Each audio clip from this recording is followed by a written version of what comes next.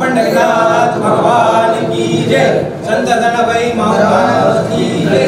जगद्गुरु जगदाराम महाराज की जय। राम महाराज की जय।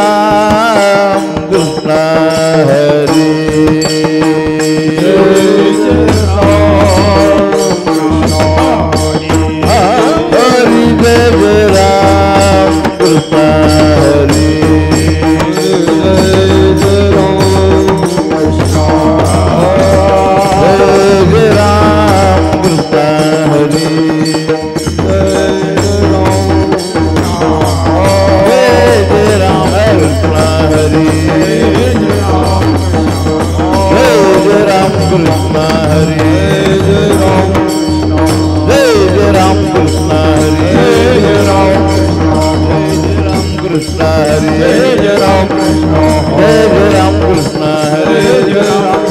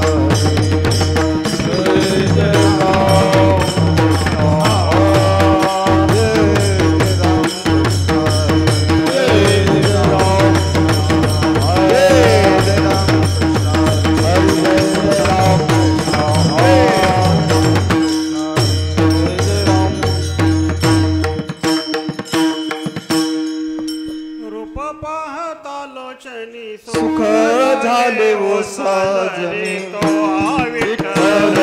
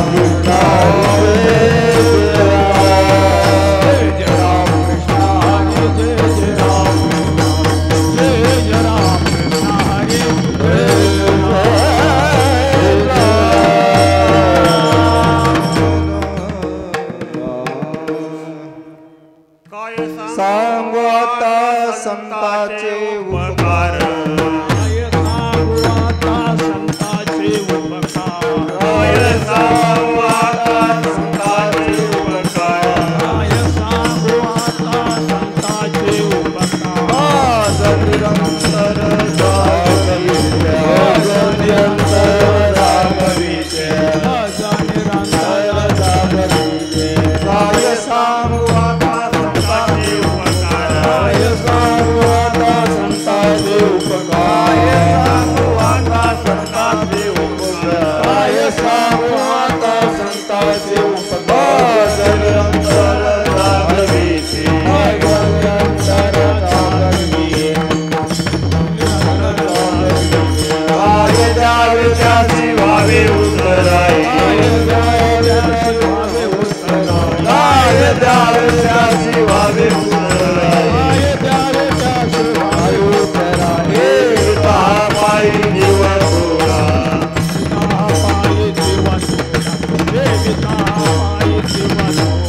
सहज बोलणे हितोपदी सहज बोलणे हितोपदी सहज बोलणे हितोपदी सहज बोलणे हितोपदी करुण सायास शिकविते करुण सायास शिकविते काय द्यावे त्याची व्हावे उतराई काय द्यावे त्याची व्हावे उतराई काय द्यावे त्याची व्हावे उतराई काय द्यावे त्याची व्हावे उतराई पायी जीवन सोडा पायी जीवन सोडा तुका म्हणे वत्स देवी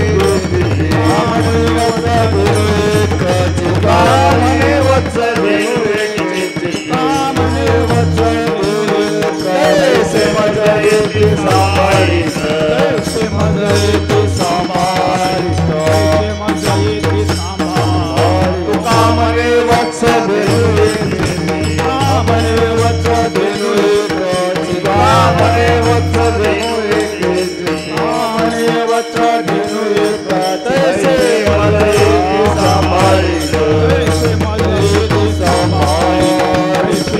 येते सांभाळीत काय द्यावे त्यासी व्हावे उतराई त्यासी व्हावे उतराई द्यावे त्यासी व्हावे उतराई त्यासी व्हावे उतराई पायी जीवन सोडा पायी जीवन सोडा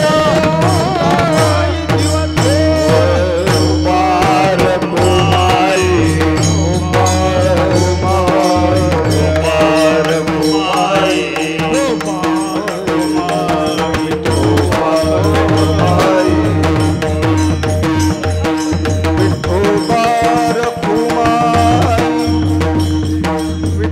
उपार कुमारी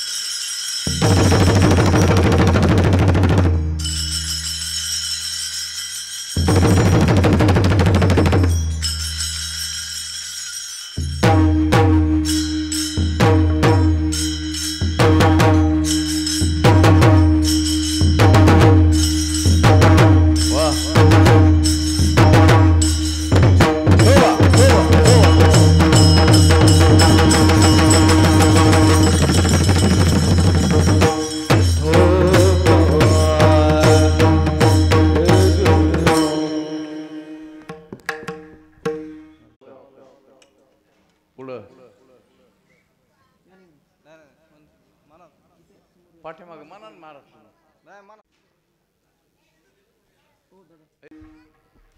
काय सांगू आता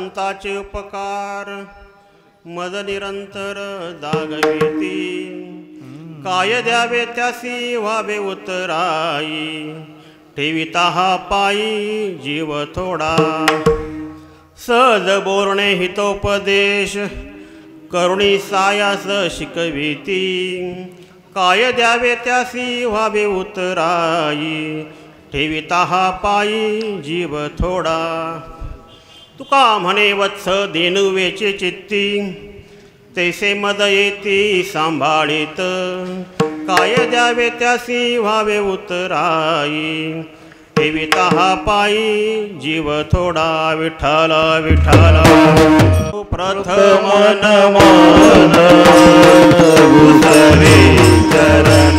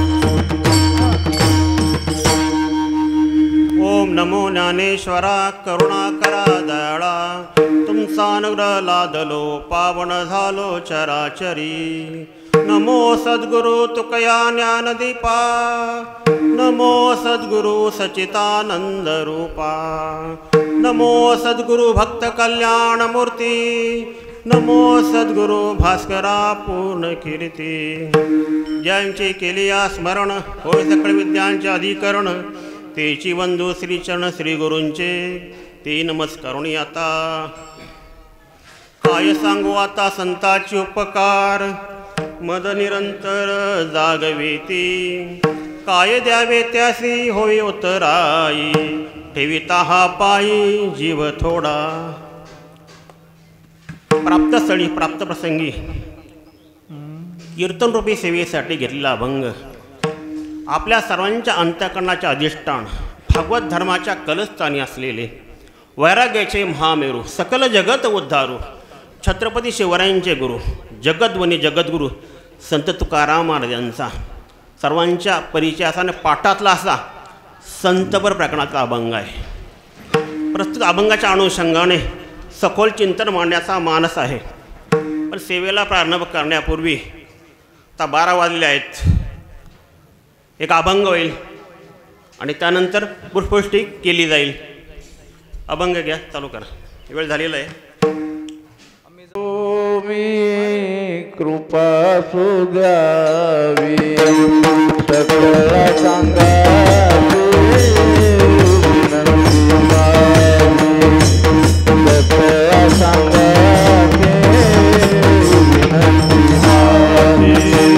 आम्ही जातो कृपा सुद्यावी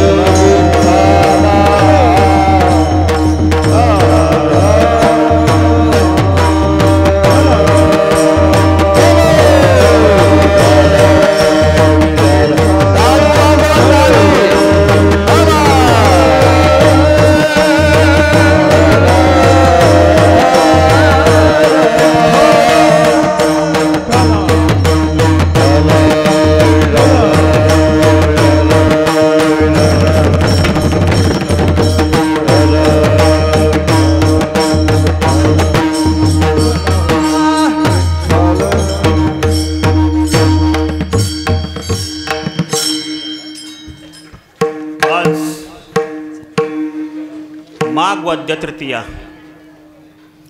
संत शिरोमणी नरहरी महाराज यांचा पुण्यतिथी सोहळा 740वा 2022 आहे तिथं 740वा गंगाखेडमधील सर्व सुवर्णकार समाज, सराफ समाज, सोनार समाज यांच्या असोसिएशनच्या वतीने हा पुण्यतिथी सोहळा या नरहरी महाराज मंदिरामध्ये आयोजित केलेला आहे. यांनी मला आमंत्रित केलं, राजेंद्र साहेब ताक आणि त्यांची नियोजन समिती, त्यांचे बंधू असे संजय टाक आणि पूर्ण गंगाखेडमधील सांप्रदायिक मंडळी, नागेश महाराज उपस्थित, त्यांचा परिचय झाला. आणि सर्वात जे दुग्ध शर्करा योग बरं का, सर्वांसाठी, माझ्यासाठी पण आणि तुमच्यासाठी पण. पहा, आज देवकर महाराज कीर्तन करतायत, नाही का, देवचे महाराज कीर्तन करतायत. आणि संत ज्ञानेश्वर महाराज पालखी सोहळ्याचे चौबदार राजाभाऊ चौबदार आज उपस्थित आहेत बरं का. आणि त्यांच्याबरोबर आसाराम महाराज बडे, मोठे प्रसिद्ध कीर्तनकार, वारकरी संप्रदाय, मोठं नाव, ते आज माझ्या कीर्तनाला उपस्थित आहेत. म्हणजे पहा, म्हणजे उजळले भाग्या आता अवघी चिंता वारली. बरं का महाराज, योगायोग पहा कसा आहे. नरेंद्र महाराज पंढरपूरचे, त्यांचा पुण्यतिथी सोहळा, कीर्तन तुकारामांचे वंश देऊकारांचं, आणि उपस्थित आळंदीकर उपस्थित आहेत. हा योगायोग परत तुम्हाला कधी अनुभवता येणार नाही. पहा, गंगाखेडवासियांना आणि परभणीकरांना पण म्हणजे आनंद झाला. राजा उपसावदे यांचं मोठं कार्य चालू आहे सध्या वारकरी सेवक संघाच्या माध्यमातून, की आम्ही सर्व संतांच्या पुण्यतिथ्या, बरं का, सर्व संतांच्या पुण्यतिथ्या आळंदीमध्ये, देहूमध्ये साजऱ्या करतोय, सासवडामध्ये पण साजऱ्या करतो, आणि महाराष्ट्रातील कितीतरी गावं आहेत तिथं आम्ही सर्व संतांच्या पुण्यतिथ्या साजऱ्या करतो. आणि मार्गदर्शन आम्हाला असतं राजा उपसावदानांचं. म्हणजे थोडक्यात काय, विष्णुमय जग वैष्णवांचा धर्म, भेदाभेद भ्रम अमंगळ, भेदाभेद विसरून, बरं का, सर्व संतांना बरोबर घेऊन आपल्याला जायचं. काय झालंय, संत आपण आहे ना समाजाने वाटून घेतलेत. गोरवा काका म्हणलं तर गोरा कुंभार म्हणतो आपण. सावता महाराज म्हणलं, सावता महाराज म्हणत नाही, सावता माळी म्हणतो. नरेरी महाराज जरी म्हणलं, नरेरी सोनार म्हणतो. काय झाले, प्रत्येक समाजाने संत वाटून घेतले, आणि हे कोणत्याही संतांना अपेक्षित नाहीये. यारे यारे लहान थोर याती बलते नारे नर, सर्वांनी एकत्र येऊन हा वारकरी संप्रदाय पुढे न्यायचा आहे. हेच ज्ञानोबारायांनी सांगितलं, तुकारांनी सांगितलं, संत शिरोमणी महाराजांनी पण सांगितलं. सगळे आपण एक आहोत, या माध्यमातून वाटचाल व्हायला पाहिजे, हे अपेक्षित आहे. आणि त्या उद्देशाने आमचा हा सर्व संतांच्या पुण्यतिथ्या साजऱ्या करण्याचा उपक्रम मला वाटतं 5-6 वर्ष झाले असतील महाराज. 8 वर्ष झाले, जवळजवळ 8 वर्ष. आळंदीमध्ये, देहूमध्ये कोरोनाच्या काळात जरा तरी आम्ही साजरा केला त्या पद्धतीने. यांचं चांगलं मार्गदर्शन असतं. आणि पूर्ण महाराष्ट्रात उपक्रम चालू करायचा आहे. तुम्हाला अशी विनंती आहे, म्हणजे माझ्याकडून सुद्धा आणि राजाबाकडून सुद्धा, की तुमच्या ठिकाणी, या ठिकाणी सुद्धा दानाबाईंच्या मंदिरात घ्या किंवा या मंदिरात सुद्धा तुम्ही सर्व संतांच्या पुण्यतिथ्या साजरा कराव्यात, अशी माझी आणि त्यांच्या वतीने विनंती आहे. जसं जमून जसं ती प्रवचन करा, किंवा नाही जमलं तर प्रतिमा पूजन करा, कीर्तन ठेवा. या सोहळ्यात आम्ही आहेतच, आहे की नाही. पण वा वा, हे अजून चांगलं आहे. मग सर्व मंदिरात परभणीकरांनी सर्वांनी हे तुम्ही लक्षात घ्या, सर्व संतांच्या पुण्यतिथ्या साजरा करायच्यात. हा उपक्रम आपण चालू करायचा आहे. आणि चांगला दिवस आहे. 5 संत शिरोमणी नरहरी महाराज यांची पुण्यतिथी आहे. आता आपल्याला वेळ कमी होता म्हणून 12 वाजता आपण काय केलं, बरोबर फुलं टाकली. त्यांचं चिंतन आपण पाहूया. थोडं अभंग चिंतनासाठी घेतलेलं आहे. काय सांगू आता संताचे उपकार, मद निरंतर जागविती. निरंतर जागृत ठेवण्याचा प्रयत्न या संतांच्या माध्यमातून केला जातो. मार्ग दावणे गेले आधी दयानिधी संत ते, वाट सांगे त्याच्या पुण्या नाही पार, होती उपकार अगणित. म्हणजे आपणाला वाट दाखवण्याचं काम संत करतात. योग्य वाट, बरं का, योग्य वाट दाखवण्याचं कार्य संत करतात. 2 प्रकारचे लोक असतात जगामध्ये. एक वाट लावतात आणि एक वाट दाखवतात. वाट लावणारे आपल्या जवळचेच असतात शक्यतो, म्हणजे जवळचेच असतात. काही घरातले असतात, शेजाराचे असतात, काही गल्लीतले असतात, काही गावातले असतात, लांबचे नसतात. असं कधी होत नाही. हे मुख्यमंत्री एकनाथ शिंदे यांनी एक तुमच्या गावातल्या अमुक व्यक्तीला त्रास देण्यासाठी एक टीम पाठवली. असं होतं का? असं होत नाही. तुम्हाला तुमची वाट लावणारे, तुम्हाला त्रास देणारे शक्यतो तुमच्या जवळचेच असतात. आणि वाट दाखवणारे कोण असतात? संत असतात. योग्य वाट कोण दाखवतं? संत दाखवतात.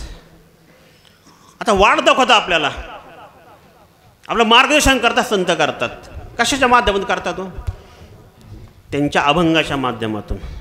ते जरी आत्ता वैकुंठवासी झाले असले का भगवंताजवळ गेले असले तरी ते अभंगाच्या रूपाने आपल्याबरोबर आहेत. बरोबर आहे. आपण माऊलींचं नाव घेतलं आपलं आठवतं. माऊली कशाच्या माध्यमातून मार्गदर्शन करतात? ज्ञानेश्वरीच्या माध्यमातून. तू कोराय म्हणलं तर आपल्याला गाथा आठवते. नाथ महाराज म्हणलं भारूड आठवतं. आणि संत जनाबाई म्हणलं, संत जनाबाई म्हणलं काय आठवतं? जात्यावरच्या ओव्या. त्या माध्यमातून आपल्याला जनाबाई पण मार्गदर्शन करतात. आता त्यांच्या गावात आपण आहोत. त्यांची ओवी एक प्रसिद्ध आहे बरं का. सुंदर माझे जाते गाव फिरते कौतुके,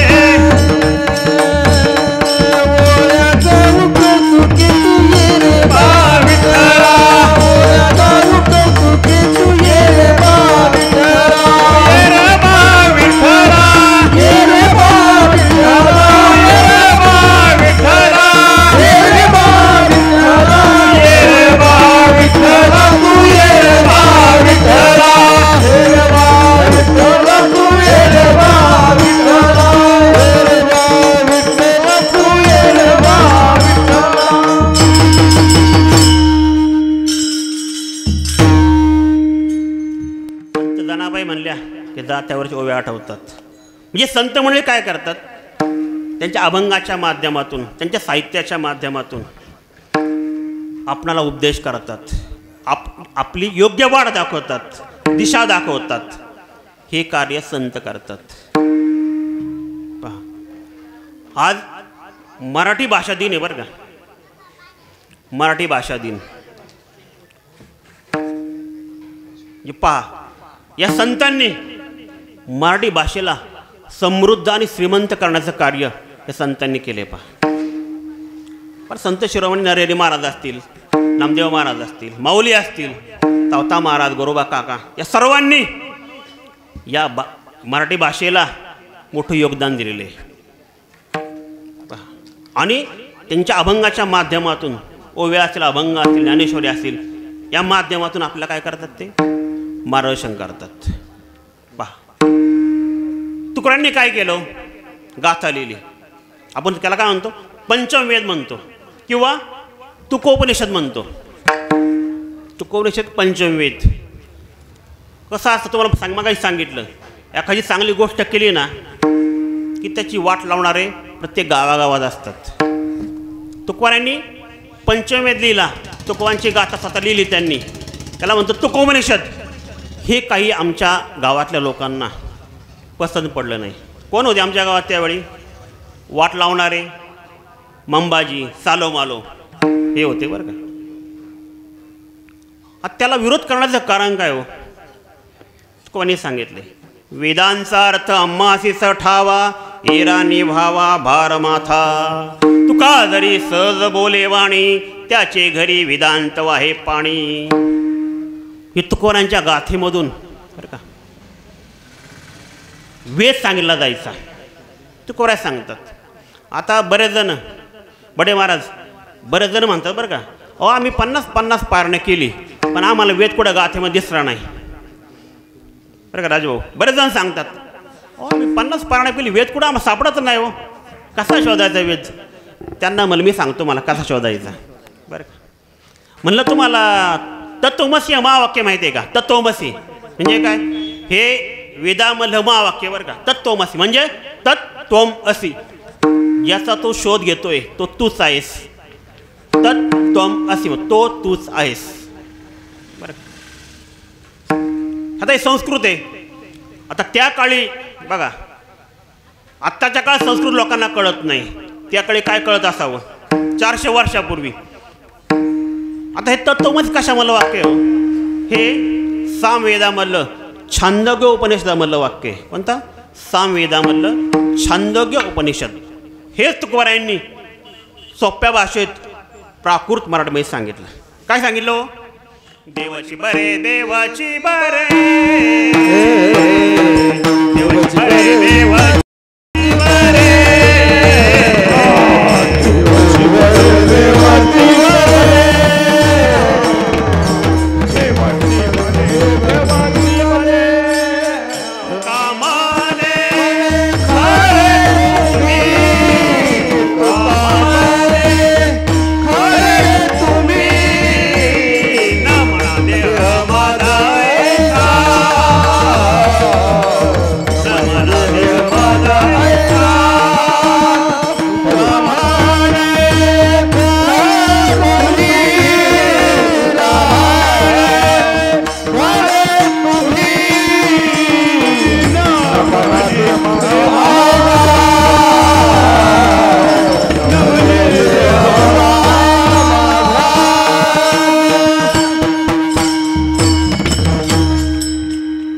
तुकोबार आहे तत्वमसी या वाक्याचा अर्थ काय सांगतात? देवाची बरे देवाची बरे तुका म्हणे खरे तुम्ही. काय म्हणतात? तुम्ही देव आहात बरं का, तुम्ही देव आहात, तुम्ही देव आहात. एकदा सोडून दोनदा सांगतात तुम्ही देव आहात. संस्कृत वाक्य काय? तत्वमसी. हेच तुकारांनी मराठीत सांगितलं. बा आता काही लोकांना अजून कळत नाही, तरी म्हणलं एकच वाक्य आहे का गाथेमध्ये? अजून सांगतो म्हणलं अहम ब्रह्मास्मी हे महावाक्य आहे. म्हणजे काय? मीच ब्रह्म आहे. अहम ब्रह्म अस्मी, ब्रह्म मीच आहे. आता हे वाक्य यजुर्वेदामधलं बृहदारण्यक उपनिषदामधलं हे वाक्य. कोणता? यजुर्वेद, त्याच्यामधलं बृहदारण्यक उपनिषद. हेच तुकोबारायांनी प्राकृत मराठी भाषेमध्ये सांगितलं. मी वासुदेव तत्वता मी वासुदेव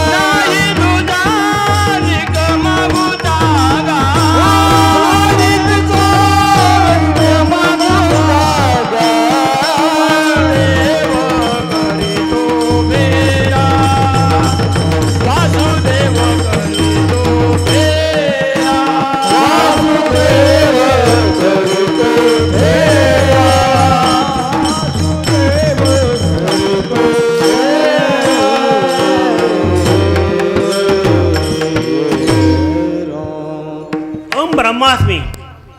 हेच तुकोबारायांनी प्राकृत मराठीमध्ये काय सांगितलं? मी वासुदेव तत्वता कळो येईल विचारिता.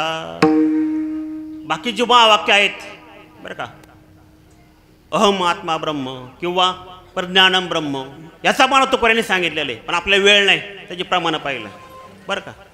ते थोडक्यात तुकोबारायांनी वेदाचा अर्थ प्राकृत मराठीमध्ये सांगितला. हे काही लोकांना देवतल्या पसंत पडलं नाही. त्यांनी तुकोबारायांची कळ लावली, थोडक्यात तक्रार केली. कुणाकडं? वाघुलीचे रामेश्वर भट्ट. रामेश्वर भट्टांनी तुकोबारायांना बोलून घेतलं. दशग्रंथी ब्राह्मण रामेश्वर भट्ट, त्या काळचे पीठाधीश दशग्रंथी ब्राह्मण रामेश्वर भट्ट. तुकोबाराय पुढे येऊन उभे राहिले रामेश्वर भट्टांच्या. रामेश्वर भट्ट बोलू लागले, तुकोबा तुम्ही म्हणे वेदाचा अर्थ प्राकृत मराठी मी सांगता म्हणे, तुम्ही शूद्र आहात बरे, तुम्ही विसरलात की काय? रामेश्वर भट्ट बोलतात, प्रशांत महाराज नाही. तुम्ही शूद्र आहात, ती म्हणे वेदाचा अर्थ प्राकृत मराठी मी सांगता, हे काही योग्य नव्हे, हे असे चालणार नाही बरं. यापुढे अशी अभंगरचना करावयाची नाही. महाराज म्हणले ठीक आहे, यापुढे अभंगरचना करणार नाही, जशी तुमची इच्छा. पण आमचे मंबाजी होते. हो पंडितजी सर्व ठीक आहे, पण पूर्वी जे त्यांनी अभंगाचना केली आहे त्याचे काय करायचे बरे. मग रामेश्वर भट्टे म्हणले बरोबर आहे, पूर्वीचं काय करायचं.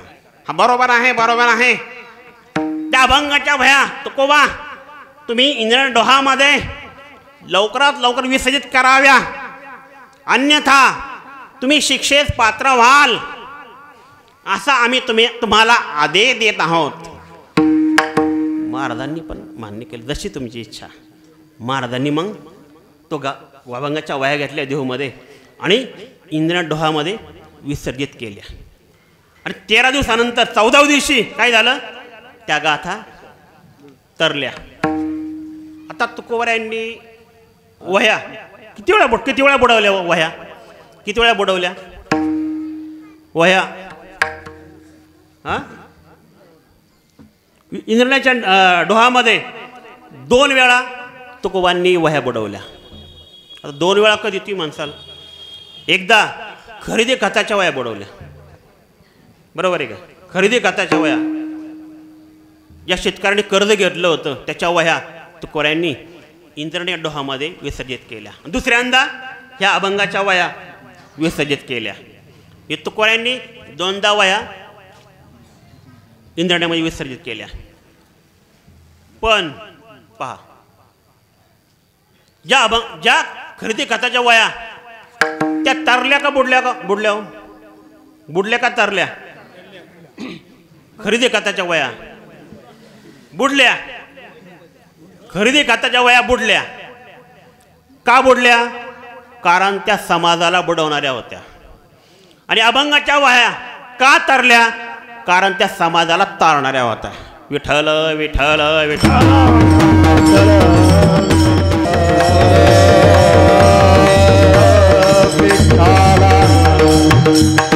म्हणजे संत अशा प्रकारे आपल्यावर या अभंगाच्या माध्यमातून, त्यांच्या साहित्याच्या माध्यमातून आपल्या उपकार करत असतात, बरं का. त्याच्यामध्ये संस्कृत एक श्लोक आहे पहा. रविचंद्रो घणा वृक्षा नदी गाव्यच्या सज्जना येते परोपकाराय युगे देवीने निर्मिता. म्हणजे जेव्हा सृष्टी निर्मिती झाली तेव्हा भगवंतांनी 7 गोष्टींची निर्मिती केली उपकारासाठी, बरं का. रविचंद्रो घणा वृक्षा नदी गाव्याच्या सज्जना. हे सूर्य, चंद्र, बरं का, मेघ, वृक्ष, नदी, गायी आणि सज्जन संत यांनी काय केलं, उपकार केलेत. पण तुम्ही जर निरीक्षण केलं, सूर्य काय करतो, सूर्यप्रकाश देतो, सूर्यप्रकाश देतो. परत हे सगळं हिरवं हिरवं दिसते आपल्याला, तरी हिरवी दाढी दिसते. कशामुळे होतो, या लाईट एनर्जीमुळे होतं. त्याला म्हणतात फोटोसिंथेसिस, इंग्लिशमध्ये फोटोसिंथेसिस म्हणतात. जे light energy converted into chemical energy, त्याला म्हणतात फोटोसिंथेसिस. हे हिरवं दिसतंय तुम्हाला, त्यामुळे होते. रवी काय करतो, रवी म्हणजे चंद्र, तो शीतलता देतो, प्रकाश देतो. नंतर काय, गण जे मेघ, पाऊस मिळतो आपल्याला, पाणी मिळतं. वृक्ष पत्र पुष्प छाया फळ त्वचा काष्ठ समूळ, नाथ महाराज सांगतात. ते 7 उपयोग सांगितलेत. पत्र मिळतं, पुष्प मिळतं, सगळं फळं मिळतं आपल्याला, हे सांगितलं. नंतर काय हो, नदी. नदी काय करते हो, आपल्या शेतामध्ये शेताला पाणी देते, प्यायला पाणी मिळतं पूर्ण. आपण नदीमध्ये काही तर आंघोळ करतील किंवा इतर उपयोग भरपूर आहेत. नंतर गाई काय करते, शेण देते, दूध देते, गोमूत्र ते पण आपल्यासाठी उपयोगी आहे, औषधी आहे. पण या ठिकाणी फक्त तुकोबराय काय करतात, फक्त संतांचे उपकार मानतात. एवढे सगळं उपकार करतात, पण तुकोबराय फक्त संतांचे उपकार का मानतात तो, कारण काय, हे सगळे आपण पाहिले ना. रवी चंद्र घणा वृक्षा यांच्या उपकारामध्ये अखंडता नाही, यांचे उपकार निरंतर नाही. सूर्य घ्या, सूर्य काय करतो, 12 तास काय करतो, प्रकाश देतो, 12 तास अंधार. चंद्र 15 दिवस मोठा होत जातो, 15 दिवस छोटा होत जातो. प्रत्येकाचा पहा. म्हणजे वृक्ष जरी घेतला, वृक्ष काय करतो? फळ तुम्हाला 12 महिने देतो का? नाही देत. काही दिवस फळ मिळतं, काही दिवस पाने मिळतात, बाकीच्या गोष्टी मिळतात, पण ते 12 महिने मिळत नाही. गाय घ्या, गाय काय करते हो? आपल्या सर्व देती, पण ती अपवित्र आहे बरं का. भगवान शंकरांनी त्यांना शाप दिलेला आहे. ते कथा मोठी आहे, आपल्या वेळ कमी आहे की भगवान शंकराने गायीला शाप दिला आहे. ज्या मुखाने तू खोटं बोलली ते मुख अपवित्र होईल आणि त्या मुखाने तू इहलोकात विष्ठाभक्षण करशील. म्हणून गायी अपवित्र आहे. म्हणून आपण नेहमी काय करतो? गायीचं दर्शन घ्यावं तर पाठीमागून घ्यायचं, पुढून नाही. मुख अपवित्र आहे गायीचं. पहा, म्हणजे जेवढे सांगितलेत उपकार करणारे, कोणाच्यामध्ये सातत्य नाही बरं का, अखंडता नाही. फक्त संत काय करतात? हो, आपल्या ज्ञान देऊन आत्मकल्याण करतात. अंतर्बाह्य परिवर्तन करण्याची क्षमता फक्त संतांमध्ये आहे. म्हणून तुकोबराय संतांचे उपकार मानतात. पहिल्या चरणात काय सांगू मिया, काय सांगू आता, काय सांगू आता संतांचे उपकार. काय सांगू आता, काय सांगू आता, काय सांगू आता संतांचे उपकार. काय सांगू आता, काय सांगू आता, काय सांगू आता संतांचे उपकार. काय सांगू आता, काय सांगू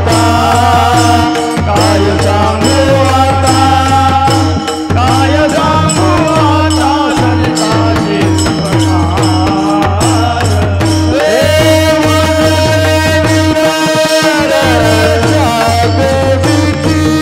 काय सांगू आता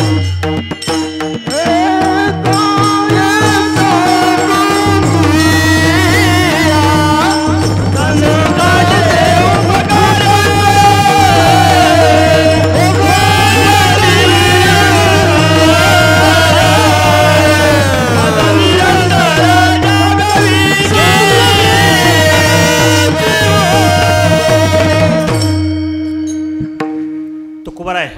पहिल्या चरणात सांगतात. काय सांगू आता संताचे उपकार, मद निरंतर जागविती. तर काय सांगू? उद्गारवाचक चिन्ह आहे बरं का, उद्गारवाचक. काय सांगू आता संताचे उपकार इतके आहेत, काय सांगू? मद निरंतर जागविती. निरंतर मला जागृत ठेवण्याचा प्रयत्न संत करतात बरं का, जागृत ठेवतात. कारण काय हो, आपण झोपी गेलेलो आहोत. झोप कोणती हो? अज्ञानाची झोप आहे. आपलं अज्ञान दूर करण्याचं काम संत करतात. आपल्यामध्ये परिवर्तन घडवण्याचं काम संत करतात बरं का. आपल्याला बरं का भगवंताला विसरून देत नाही. भगवंताचा विसर संत पाडून देत नाही. विसरलं तर काय होतं? भगवंताला विसरलं विसरली तया थोर झाली हानी, विसरली तया थोर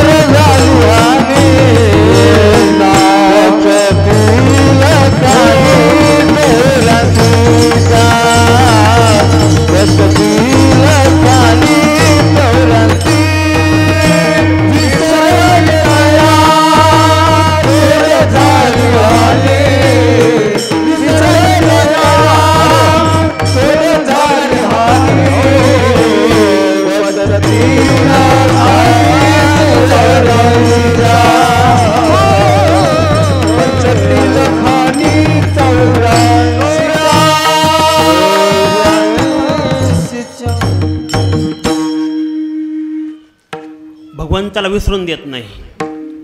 आणि विसरल्यावर काय होतं? विसरले तया थोर झाली आणि पचविलं खाणी 84च्या फेऱ्यामध्ये आपल्याला भरकडत राहावं लागेल. बरं का, संत आपलं मार्गदर्शन करतात. अजून संत काय करतात? तो आपणाला स्वरूपाचं ज्ञान करून देतात. तू कोण आहेस? बघा सांगितलं मी, तू कोणी सांगितलं तुम्ही देव आहात, तुम्ही देव आहात. बरं का, म्हणजे या महावाक्याचा बोध तुकोऱ्या करून देतात. तुम्ही कोण आहात किंवा तुमचं या पृथ्वी तळावर येण्याचं प्रयोजन काय आहे हे संत सांगतात. ज्यांना मराठीत कळत नाही त्यांना इंग्लिशमध्ये सांगतो बरं का. What is the purpose of your existence in this world हे संत सांगतात. तुम्हाला या पृथ्वी तलावर का जन्म का दिलाय, कशासाठी दिलाय हे संत सांगतात. थोडक्यात संत आपला उपकार करतात. वैकुंठावर त्यासाठी झालेले आहेत.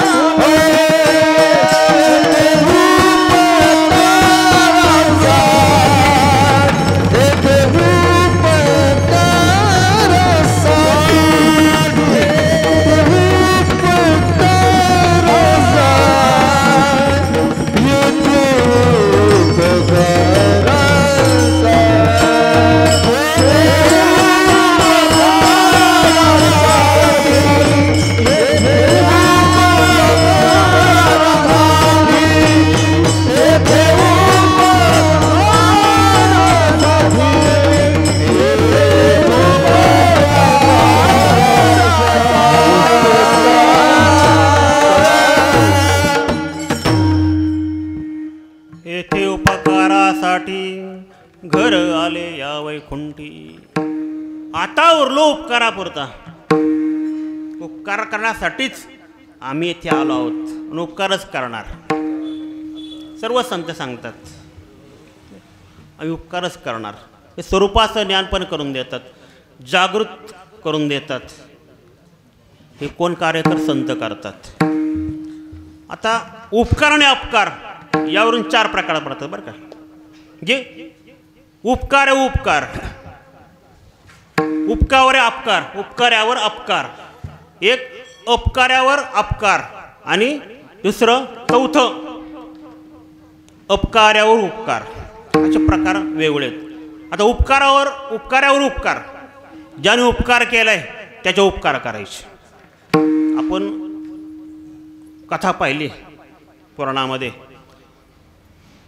तर शुकाचार्यांनी राजसूय यज्ञामध्ये एक भाताचं शीत खाल्लं, त्याने भक्षण केलं आणि त्याची उपकाराची परतफेड म्हणून अर्जुनाचा नातू परीक्षिताला 7 दिवस भागवत सांगून मुक्त केलं.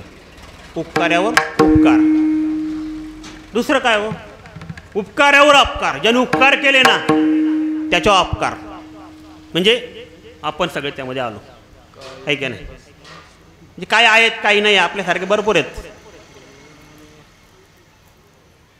महादेवाने भस्मासुराला वर दिला होता की ज्याच्या डोक्यावर हात ठेवशील त्याचं भस्म होईल. पण हा भस्मासुर असा की पार्वतीला मिळवण्यासाठी, कैलासाचं राज्य मिळवण्यासाठी कोणाच्या पाठीमागे लागला? महादेवाच्या पाठीमागे. त्याला काय म्हणायचं? उपकार्यावर अपकार. तिसरा प्रकार काय आहे? अपकार्यावर अपकार. जसंच तसे ते जसं वागतो ना तसं मी वागणार. आणि सर्वात महत्त्वाचा प्रकार चौथा, अपकार्यावर उपकार. जो अपकार करतो त्याच्या उपकार करणारे फक्त संत आहेत. भरपूर उदाहरणं आहेत आपल्याला चरित्रामध्ये, भरपूर आहेत. आमचे मंबाजी महाराज, मंबाजी बुवा देऊचे बरं का, तुकारायांची एकदा म्हैस त्यांच्या बागेमध्ये चरायला गेली. आणि आता मंबाजींना सण होत नव्हतं आमच्या. तुकारांनी काही करू द्या त्याला विरोध करायचा, काहीतरी बोलायचं. सण झालं नाही. तुकारांची म्हैस आमच्या बागेमध्ये कशी काय आली? तर तिथलीच काठी घेतली काठीची आणि तुकारांना मारलं. बरं का, ठीक आहे बरं. तुकाराय आमचे त्यांनी सण केलं त्यावेळी.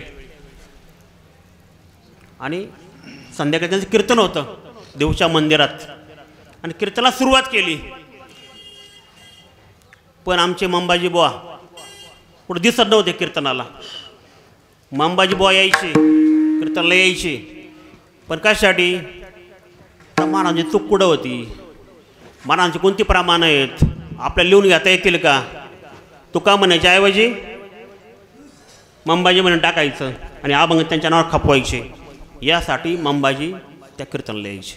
पण त्या दिवशी कीर्तनाला काय मंबाजी दिसताना तुकारांना वाटलं तर काहीतरी गडबड झाली. मग तुकाराय मंबाजीच्या घरी गेले.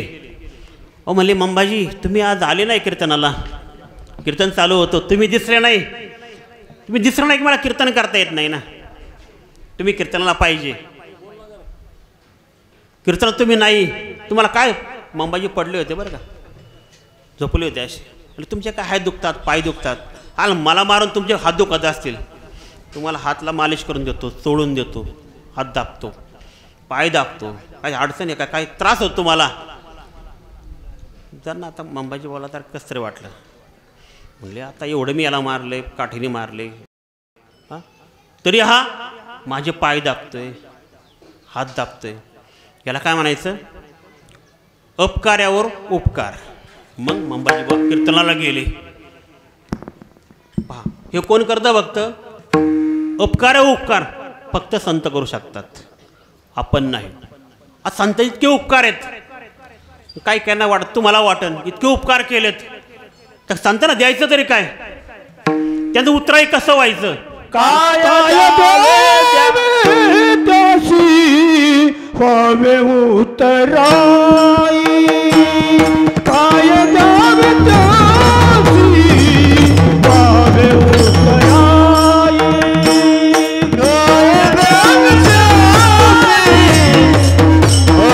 उतराई,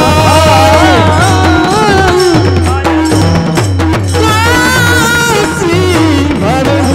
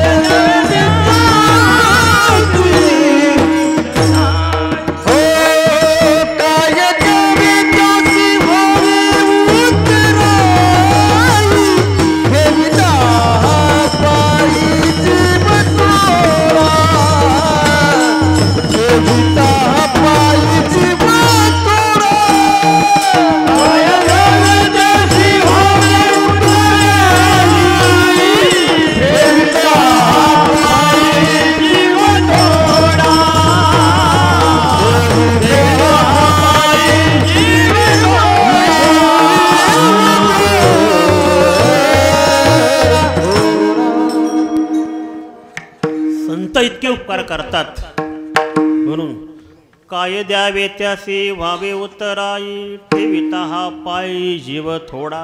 त्यांच्या उपकारामधून बरं उतराई कसं व्हायचं हा मोठा प्रश्न पडतो. आपण सामान्य लोक पहा कोणाचे उपकार ठेवीत नाही. तर महिला मंडळाला माहिती आहे कोणाच्या तुम्ही घरी गेल्या कमीत कमी साडी किंवा ब्लाऊजचा पीस तुम्हाला दिला जातो बरं का. आणि तीच व्यक्ती तुमच्या घरी आली तुम्ही काय करता त्याची परतफेड उपकाराची परतफेड म्हणून साडी नाही कमीत कमी ब्लाऊजचा पीस तरी देता. काही काही देत नाहीत त्यांची गोष्ट वेगळी ठीक आहे ना. सगळेच सारखे नसतात. काही अपकार करणारे पण असतात आपल्यामध्ये. आपण एखाद्याला मदत केली 1000 रुपये समजा मागितले वेळेला त्याला दिले आपण मदत म्हणून दिले तो परत वेळेला परत देतो का नाही शंका असते. त्याला 10 वेळा म्हणा लागते दे दे. मग तो मी कुठं पळून जातो का मी का हे का ते का तुझा जवळचा मित्र आहे ना. पण असे अपकार करणारे पण असतात. पण संत काय करतात उपकार करतात. उपकाराची परतफेड कशी करावी हा मोठा प्रश्न तुकोबाराने पण पाडला. आपण काय सामान्य उतराई कसं व्हायचं. त्यांना जीव जरी काढून ठेवला त्यांच्या पुढं तरी ती कमीच आहे. कारण ते उपकार कोणाचे आहेत संतांचे आहेत. आता संत उपकार तरी काय करतात तो तुम्हाला सांगितलं. त्यांच्या साहित्याच्या माध्यमातून अभंगाच्या माध्यमातून आपल्या उपदेश करतात. कसं जागावं कसं राहावं काय करावं काय करू नये कोण सांगतं संत सांगतात. म्हणजे काय करतात हितोपदेश करतात. तो कोण आहे 3ऱ्या चरणात म्हणतात सहज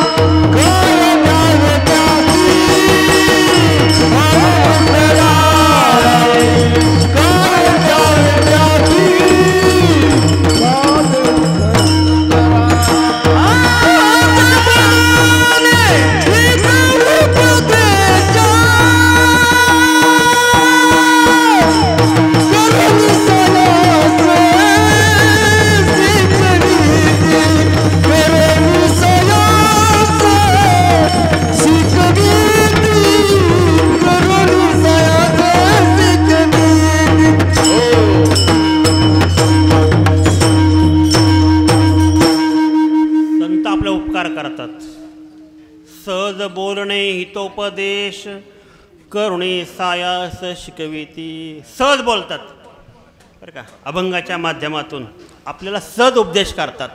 कोणता उपदेश हिताचा उपदेश बरं का. हिताचा उपदेश करतात पण ते सहजासहजी करतात का पहिलं ज्ञान प्राप्त करतात. स्वतः पण ज्ञान प्राप्त करतात नंतर आपला उपदेश करतात. बरोबर आहे का? त्यांनी स्वतः पहिले ज्ञान प्राप्त करायला पाहिजे, मग दुसऱ्या ज्ञान देता येईल ना. तुकारांनी पहिलं काय केलं? पाहिली पुराणे धांडोळली दर्शने. पहा, दर्शनशास्त्राचा पुराणांचा अभ्यास तुकारांनी केला, अगोदर केला. किती पुराण आहे तो? पुराण किती आहेत? 18. आता आपल्याला सांगायचं म्हणलं तरी 18 पुराण कोणती सांगायची हा मोठा प्रश्न पडतो. 18 पुराणांची नावं लक्षात ठेवणं दूर, त्याचा अभ्यास कधी करणार? कोणती 18 पुराणं? पहा, मी सांगतो.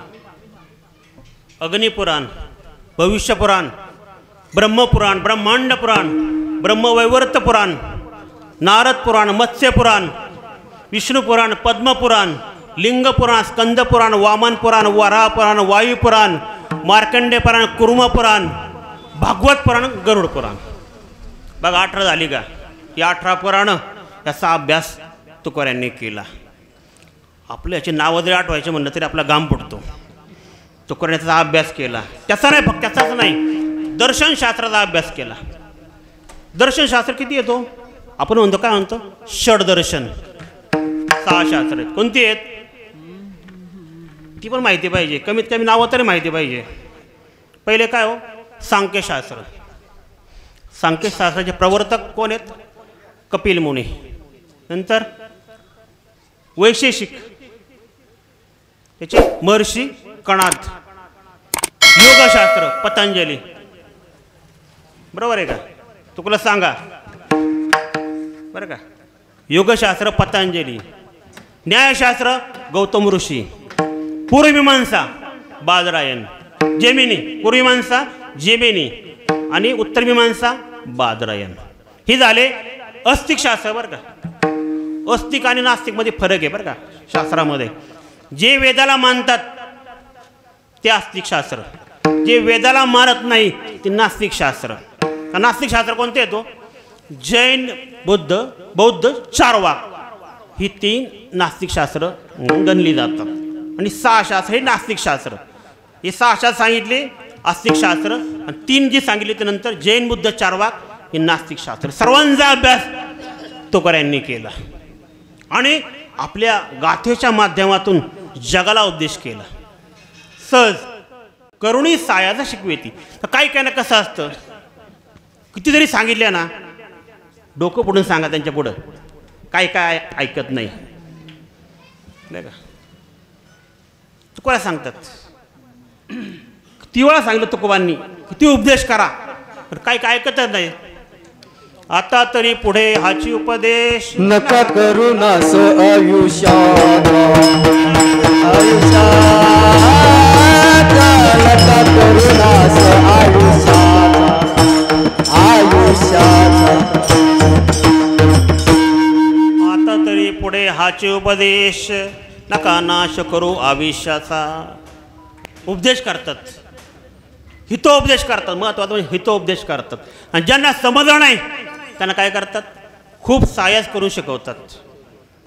तुकोबा फक्त म्हणत नाही, तुका म्हणे धन अशाश्वत जान, करुणी जतन कोणा कामाले धन, धन मिळून कोटी सवे नरे लंगोटी. फक्त तुकोबा सांगत बसले नाही बरं का. ज्यांना कळलं नाही त्यांना सायास करून सांगितलं. कसं सांगितलं? ज्यावेळी छत्रपती शिवरायांनी मोठा नजराणा पाठवला, दिवट्या छत्री, हत्ती, घोडे, हिरे मानके पाठवलं तुकोबा यांना. मग तुकोबा काय म्हणतात, तुका म्हणे धन अशाश्वत जान. तुकोबाने घेतलं का? मग ते कसं असतं, काही काही ना बोलतात एक आणि करतात एक. ते तुकोबा नव्हते. काय? करुणी सायास शिकविती. म्हणून तुकोबाने काय केलं, तो नजराणा परत पाठवला आणि काय म्हणले, आम्ही तेने सुखी म्हणा विठ्ठल विठ्ठल मुखी, तुमचे रवित्त धन ते मदमुत्तिके समान. ती मातीप्रमाणे ते घेऊन जा. ज्यांना समजलं नाही त्यांना असं सायास करून तुकोबा सांगायची. किंवा दुसरी एक कथा आपल्याला माहिती आहे चरित्रामधली. मंबाजींनी एकदा तुकोबा यांना गणिका पाठवली आणि ती काय म्हणली तुकोबा यांना, मला तुमच्यावर लग्न करायचं आहे. पण तुकोबराय काय म्हणतात, पराविया नारी माऊली समान. जे परस्त्री आहेत ते काय माऊली समान आहे आम्हाला, फक्त सांगत नाही, सायस करून सांगतात. त्या गणिकेला तुकोबराय काय म्हणले, जायोगे माते नकरी सायास, आम्ही विष्णुदास तैसे नोहे. पहा तिला काय म्हणले, माता म्हणून संबोधले तुकोबांनी त्या गणिकेला. हे केवळ तुकोबराय करू शकतात, दुसरं कोणी करू शकत नाही, तुकोबराय करू शकतात. ज्यांना समज नाही त्यांना सायस करून तुकोबराय सांगतात.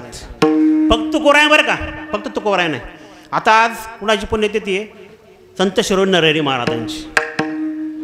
त्यांनी पण हेच कार्य केलं बरं काय. पहा शैव पंथ, वैष्णव पंथ जुन्या काळात म्हणजे 1000 वर्षापूर्वी याच्यामध्ये ना या पंथासाठी युद्ध व्हायचं बरं का, मोठं युद्ध व्हायचं, मोठी हानी झाली शैव पंथ आणि वैष्णव पंथामध्ये. त्या शैव पंथ कोणाला मानणारा, महादेवाला मानणारा. वैष्णव पंथ पांडुरंगाला मारणारा. पण 1000 वर्षापूर्वी, 700-800 वर्षापूर्वी या दोन्ही पंथांचं एकमेकांमध्ये जमत नव्हतं. युद्ध व्हायची, मोठे मोठे वाद व्हायचे, विरोध व्हायचा. तर त्यासाठी बरं का तो विरोध कमी करण्यासाठी कुणीतरी अवतीर्ण होणे गरजेचं आहे, बरोबर आहे का. आपण काय म्हणतो, अवतार काय होतो, अवतार तुम्हा धरावया कारण उद्धाराया जन जड जीव. त्यांचा उद्धार करण्यासाठी कोणातरी जन्माला यावं लागतं. त्या शैव पंथातला आणि वैष्णव पंथामधला हा संघर्ष मिटवण्यासाठी बरं का श्रावण शुद्ध त्रयोदशी या दिवशी संत शिरोमणी नरहरी महाराज यांनी जन्म घेतला. कधी, श्रावण शुद्ध त्रयोदशी. वाटतं साल 1193 काहीतरी आहे. त्याच्यामध्ये पण वाद आहे, त्याच्या 1193 सांगितलं जातं किंवा 94 असेल. त्यांच्या आईचं नाव सावित्रीबाई, वडिलांचं अच्युत बाबा, यांच्या पोटी ते जन्माला आले. त्यांना गुरुपदेश केला गैनाथ महाराजांनी. नाथ संप्रदायातले गैनाथ महाराज यांनी उपदेश केला आणि त्यांचं नामकरण कुणी केलं, 1400 वर्ष ज्यांचं वय होतं ते सांगदेव महाराजांनी त्यांचं नामकरण केलं. नरहरी 17व्या-18व्या वर्षी त्यांचं गंगा या मंगळवेढ्याच्या मला वाटतं होत्या त्यांच्यावर लग्न झालं. काही वर्षात त्यांना मुलंही झाली, नारायण आणि मल्लीनाथ मुलं झाली.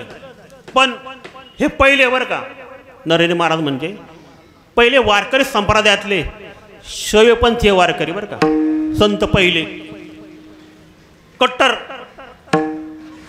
कट्टर शिवभक्त होते. त्यांचं असं होतं,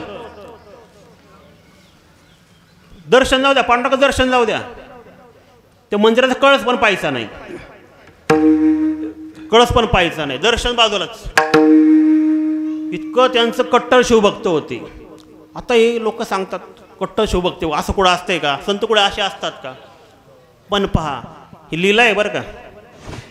ही लीला करण्यासाठी, हा भेद मिटवण्यासाठी, हरिहरा भेद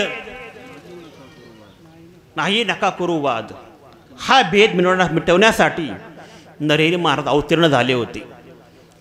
आता आपण भगवान श्रीकृष्ण हा लीला पाहिल्या का, चोऱ्या केल्या, सगळं केल्या, सगळ्यांना माहिती चरित्र. तसंच काहीतरी लोकांना जागृती होण्यासाठी जन्म घेणं आवश्यक आहे. जो भेद आहे तो मिटवायला पाहिजे. म्हणून भेद कसा असतो जगाला दाखवतो पाहिजे, भेद कसा असतो. नरहरी महाराज काय करायचे, पांडुरंगाच्या मंदिरात जायचे. पंढरपूर राहत होते तरी पांडुरंगाच्या मंदिरात जायचं नाही, कळसात दर्शन पण घ्यायचं, कळसाला पण पाहायचं नाही. हे जगाला दाखवण्यासाठी बरं का हा वाद आहे आणि तो मिटवण्यासाठी त्यांनी जन्म घेतला होता. एकदा काय झालं, एका सावकाराला विठ्ठल नवस केल्यामुळे, विठ्ठल भगवंताला नवस केल्यामुळं पुत्ररत्न प्राप्त झालं. काय आलं, त्याला पुत्र प्राप्त झाला, त्याला आनंद झाला. आता ह्या नवसाची परतफेड काहीतरी करायला पाहिजे आणि उपकाराची परतफेड करायला पाहिजे ना. त्यांनी काय केलं, तो म्हणला आपण सोंग साखळी करू, भगवंताला सोंग साखळी तयार करू. मग त्या काळात सर्वात प्रसिद्ध सोनार कोण? पंढरपूरचे नरहरी महाराज. त्यांच्यासारखं नाव पुढंच नव्हतं बरं का, इतकं प्रसिद्ध सुवर्णकार. त्यांच्यासारखं काम कोणीच करत नव्हतं. पंढरपूर नाही, पंचक्रोशीमध्ये कोणी करत नव्हतं. इतके मोठे ते कारागीर होते, स्वतः काम करायचे. पंढरपूरच्या मंदिराच्या पुढं त्यांचं काम चालू असायचं. ते हे सावकार त्यांच्याकडे गेले आणि म्हणले मला तुम्ही एवढं माप आहे, मला सोनसाखळीत करून द्या. त्या मापाची सोनसाखळी तयार केली आणि सावकाराकडे दिली. पण जेव्हा सावकारांनी ती साखळी पाहिली भगवंताला घालून, पण ती एक वीत जास्त भरली. पण सावकार परत आला. अरे मला असं कसं झालं? परत महाराजांकडे गेला. म्हणले महाराज ही साखळी जरा मोठी भरती बरं का, मोठी होती, तुम्ही परत त्याला एक ईत कमी करा. हा ठीक आहे म्हणलं. तेवढं त्यांनी माप दिलं. त्यांनी परत कमी केली, एक ईत पूर्ण कमी केली आणि परत दिले. पहा आता म्हणले घेऊन जा. परत सावकार गेले, मंदिरात गेले, परत घालून पाहिली, तरी पण एक वीत जास्तच भरली. म्हणजे हा मोठा प्रश्न आहे. परत नरहरी महाराजांकडे गेले आणि हा म्हणलं काहीतरी अहो 2 वेळा पाहिलं 3 वेळा पाहिलं तरी एक वीत जास्तच भरते. तुम्ही आता काय करा, माप घ्या आणि योग्य मापाची साखळी सोन साखळी बनवून द्या. महाराज म्हणले ते काय जमायचं नाही आम्हाला. काय म्हणले? ते काय जमायचं नाही. अहो मी त्यांचं कळसही पाहत नाही, त्यांचं मी मुख कसं पाहू? त्यांचा चेहरा मला पाहावा लागेल. माप घ्यायचं मला सोपं काम आहे का? अहो मग म्हणले त्याचं काहीतरी वेगळ्या पद्धतीने काहीतरी करा, नियोजन काहीतरी करा. ठीक आहे म्हणलं काय करू? डोळ्या पट्टी बांधून जाऊ. नरहरी महाराज डोळ्या पट्टी बांधली आणि भगवंताच्या मंदिरात प्रवेश केला. प्रवेश केल्यावर त्या साखळी लावून पाहिली, कमरेला लावून पाहिली. तर कमरेला लावल्यावर तर डोळ्या पट्टी आहे बरं का, डोळ्यावर पट्टी आहे. त्यांनी हात लावला, व्याघ्रचर्म लागलं बरं का. अरे म्हणलं हे काय लागते? व्याघ्रचर्म लागलं. थोडं लिंग असतं पण पिंडीचं जरा आकारताना आकार असं वाटू लागलं. पण गळ्यापर्यंत गेले.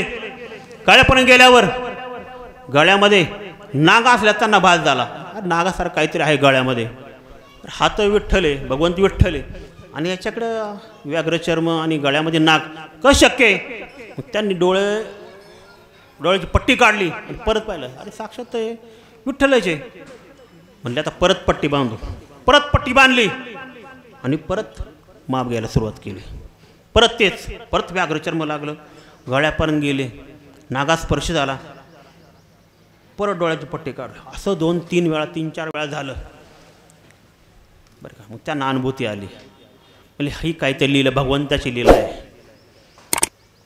आपण म्हणत होतो भगवंताचं मी मुखसुद्धा पाहणार नाही, चेहरा पाहणार नाही, पण महादेव किंवा शिव आणि विठ्ठल हा एकच आहे. स्वतः भगवंताने सांगितलं तो जो भेद करतोय तू तसं नाही आहे. काय सगळे माझ्यामध्ये सामावलेले आहेत, माझ्यामध्ये सर्व सामावलेले आहेत. मीच महादेव, मीच विष्णू, मीच ब्रह्म, सर्व मीच आहे. कोणी सांगितलं? साक्षात भगवंताने सांगितलं. तेव्हा नरहरी महाराजांना पटलं. तेव्हापासून ते विठ्ठलमय झाले. देवा तुझा मी सोनार, देवा तुझा मी सोनार, देवा तुझा मी सोनार, देवा तुझा मी सोनार,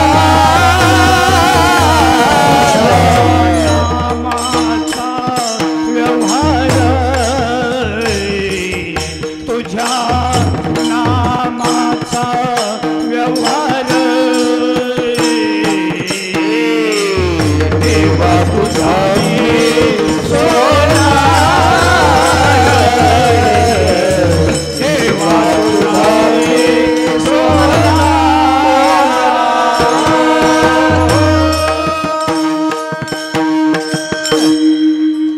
तुझा मी सोनार, तुझे नामाचा व्यवहार.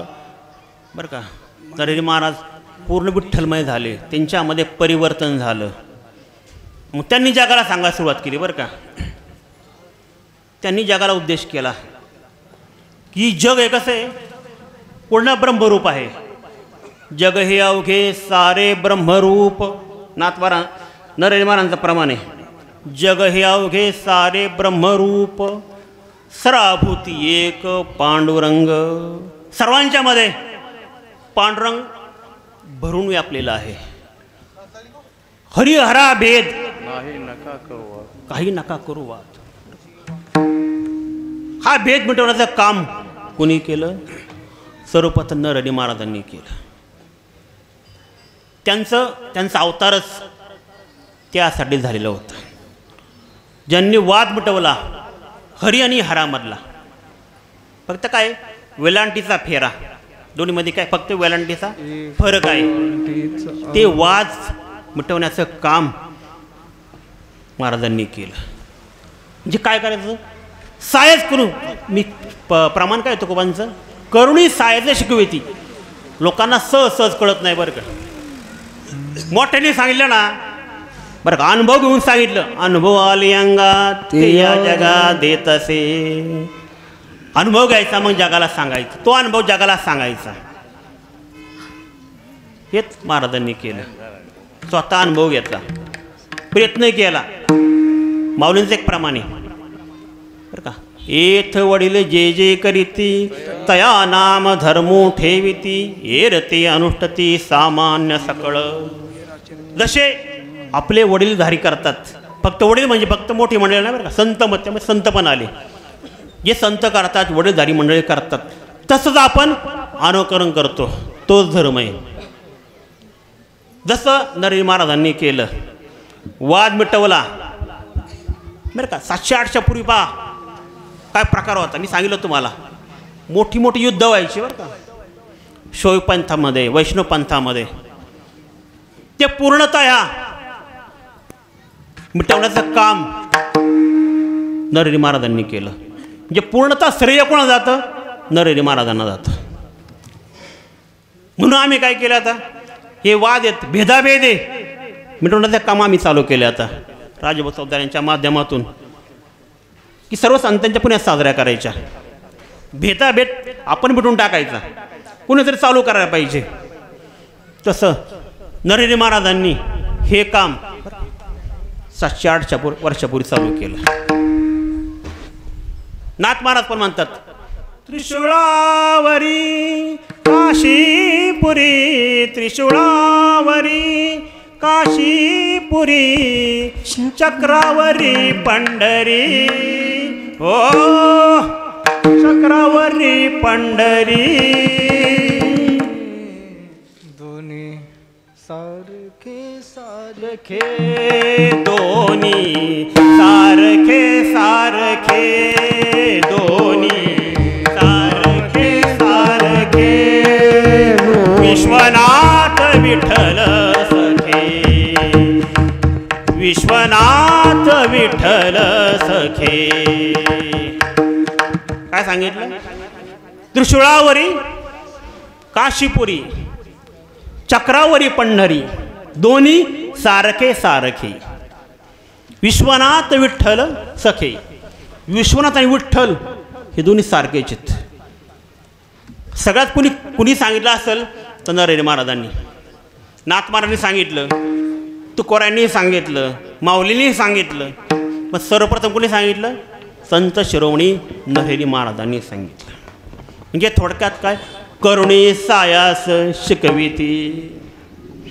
त्यांना आपण नाव ठेवून चालणार नाही. काय काय म्हणतात, असे कुठं संत असतात का? असं सगळं भेदाभेद कुठं करतात का? कारण कसं असतं, ही लीला असते, भगवंताची लीला असते. त्यांनी आता जर केलं नसतं, तुम्हाला भेद काय हे कळत नसतं. मिटवायचं काय मग? सामान्य लोकांना हा भेद आहे हे माहीत नव्हतं. तो भेद जगाला दाखवण्यासाठी नरहरी महाराज तसे वागले, तसं वर्तन त्यांनी केलं. आणि पूर्णतः तो भेद मिटवण्याचं कार्य संत शिरोमणी नरहरी महाराजांनी केलं. करुणे सायास शिकविती. हे काम त्यांनी केलं.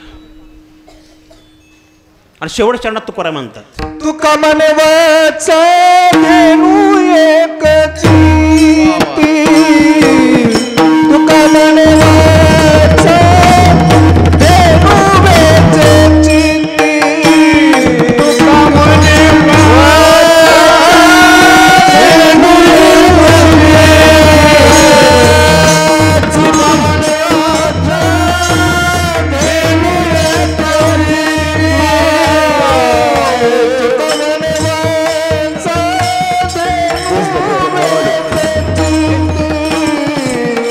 तुका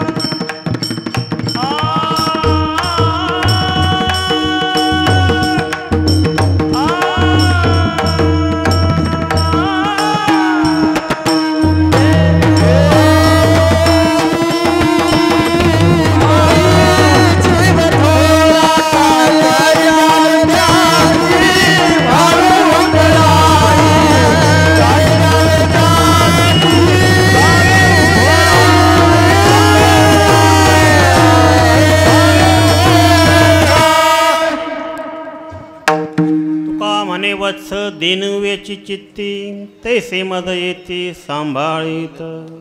जशी गाय, देणू म्हणजे गाय, जशी आपली वासराचं जे लहान जन्मलेलं पिल्लू असतं वासर गाईचं, त्यात सांभाळ जशी गाय करते तसा सांभाळ संत माझा करतात असे तुकोबराय सांगतात. म्हणजे आईप्रमाणे गाईप्रमाणे आपला सांभाळ संत करतात, वेळेला उपदेश करतात, नाही कळलं तर सायास करून शिकवतात. हे संतांचं कार्य. अशा प्रकारे आपणाला उपकार करतात. पहिल्या चरणापासून शेवटच्या चरणापर्यंत मी माझ्या बुद्धीप्रमाणे अर्थ सांगण्यात निरूपण करण्याचा मी प्रयत्न केला. योग्य ते घ्या, चुकीचं आहे सोडून द्या विनंती करतो. विठोबा रखमाई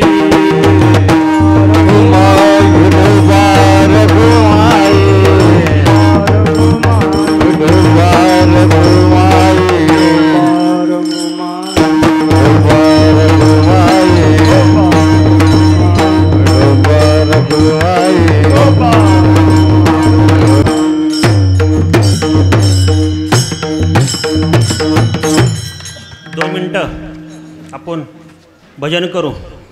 ज्ञानेश्वर